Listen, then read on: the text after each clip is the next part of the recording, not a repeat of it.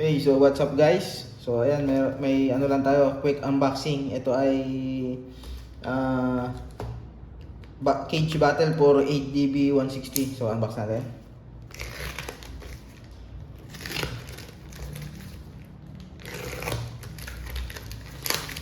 Yan. So kettle holder.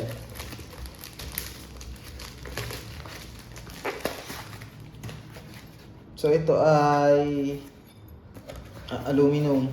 Supposed to be aluminum. Tapos kinuha natin ay yung titanium gray. Yan. So ganito yung kanyang packaging, ito kalaki. So ganito yung itsura niya mga lodi. Yan. So ito ay metal. Parang plastic to. So supposed to be dapat aluminum kasi aluminum yung binili natin. So ito yung aluminum. Tapos ito ay plastic. So yung aluminum niya ay ito lang, itong mounting. Tsaka itong ADB na mark. Yan. Tapos yung kanyang accessories ay ito. So ito ay 500 plus yung bili natin. So medyo may kamahalan. Ito yung kanyang holder. Aluminum din yung holder niya. Yung pinaka niya, yung panghag ng battle is CNC aluminum yan. So yan, kaya siya siguro mahal gawa nitong CNC aluminum. Maganda yung pagka CNC niya mga lodi. Kasi ito yung mga accessories niya. So try natin i-mount. So ang position niya ay nakaganto. Tama ba? Wala siyang instruction. So wala siyang instruction mga lodi, kaya lalambangin natin. So may dalawa siyang Allen wrench. Tapos may 4 na screws. Yan. Ito ay bote. Yung pang ng bote. Hindi ko alam kung saan ito ginagamit. Ito. Ito yung pampasikip.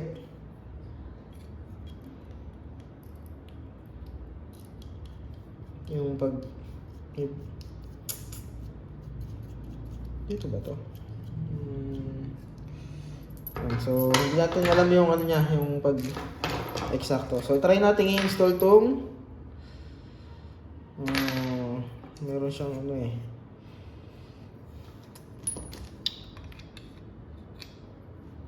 dito ba to?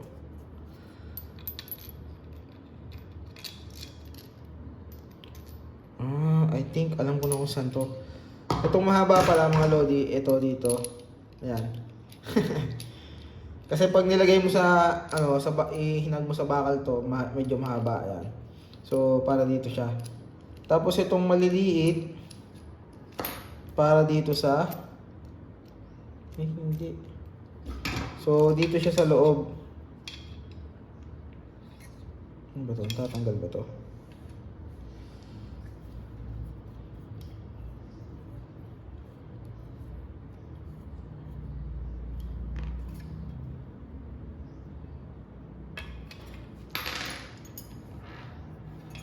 So meron siyang 4 na position, ayan.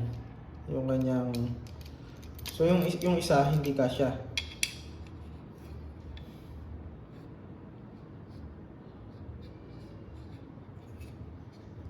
Medyo parang kakaiba to . So ang position niya ay ganito. Dito sa 4 na butas. Lolo ko na naman yung ating i-try natin i-install. So ito sigurong gitna para dito. Not sure kung para saan. Kasi hindi siya pala kasya. Wala kasi siyang manual mga lodi, kaya natin alam yung eksakto. Tapos yung kanyang hindi siya swak dito. Tapos meron siyang dalawa na spacing. Ito yung aluminum sa cage niya. Tapos meron ditong isa. Ayan Hindi ko alam kung para saan yung sa gitna. So kung dito siya, dito. Ayun. So ayun pala, sakto pala yung dalawa. So ang ano niya, mga lodi, itong isang to. Itong dito sa slot na to. Tsaka may isa ba? Dito sa slot na to. Yung isa yung nagalaw. Yan. So, saktuhan siya dun sa, saktuhan siya. Nakaganto. So, medyo mababa yung kanyang mounting. So, try natin i-install. Kasi ba to?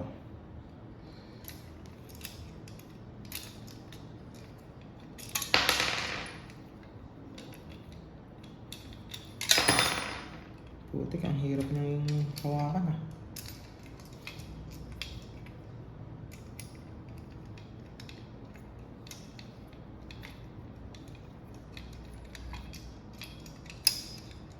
Yan, so meron siyang hindi siya kinakalas, hindi kasya. Hindi ko alam para saan to. Para dito siguro sa isa. Install natin tong. So meron siyang pre-movement mga lodi. Gawa nung ito naiikot, nagaganon siya. Meron siyang ilan to? 60 degree tilt. Yan, may tilt siya 60 degree. So, install natin ito ng mali pala. So, yung bracket natin is tuwid. So, nakaganon. Yan, anyway, saka ko na lang i-install mga lodi. Pero ito yung ating package. Kasi yung ating yung crash guard nakagano, naka-slant. So hanapin ko pa yung optimal position niya kung paano siya i-install bago natin itabit dito. Anyway, dito na lang muna ito hindi pala kalasin nga pala. Meron nga pala ang plastic. Okay.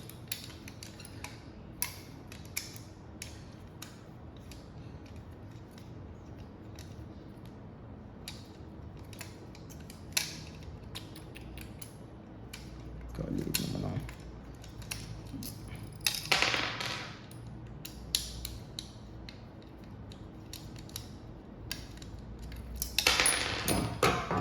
So, ayan yung ating mga parts mga lodi. Ito ay pang battle cage, yung sa pag may tawag doon? Yung para hindi naalog yung bote. Ayan. I think dito yan. Ipupush niya yung bote para hindi umaalog. Ayan. So, ayan yung ating mga parts.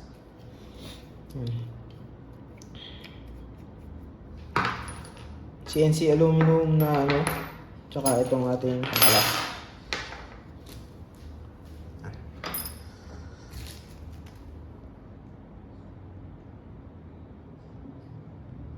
Mga lodi, hindi ko siya maikabit. Gawa ng hindi siya naglalako. Walang niya. Yung CNC, kahit anong higpeto, kung makakalas, lumulusot yung pag tama yung yung positioning, lumalabas. Tabo, itipasok ko ng kasi nag-flip kaya hindi ko matanggal, pero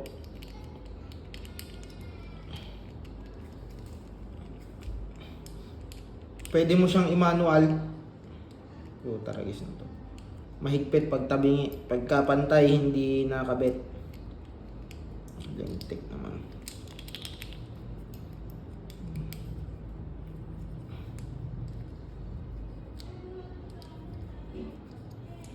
Hindi siya makabit. Lumulusot. Pag pantay yung tornilyo, lumulusot.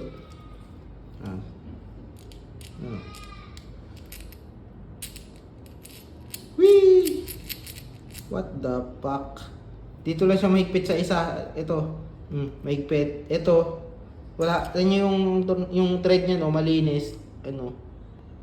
Malinis yung thread niya,